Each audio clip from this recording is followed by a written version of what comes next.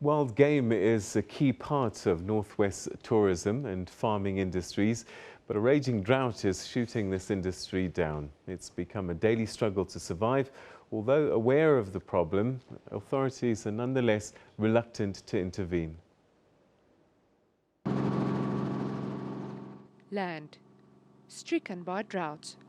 There's little respite as temperatures soar into the high 30s. Animals have to compete for grazing and water. Resources are stretched. Northwest's Tourism and Parks Board manages 15 reserves. Officials are barely intervening. We also believe that really feeding the animals is not really going to help the situation at all. As I say, rather what we would like to do is to try and simulate these ecological processes that happens in our park. And the loss of animals, though, has not been significant. at the end of last year and beginning of this year, we've lost probably about 100 animals, which we can attribute to the drought. Game are increasingly being fenced in and cannot migrate to areas with more food and water.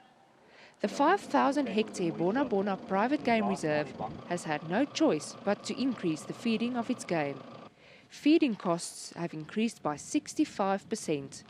Although the mortality rate is low, a significant number of game had to be sold. We lost 10% of our giraffes. We are feeding them in buckets in the trees because there's a lot of other grazers, and then the giraffes don't have any other animals, or like the kudus also.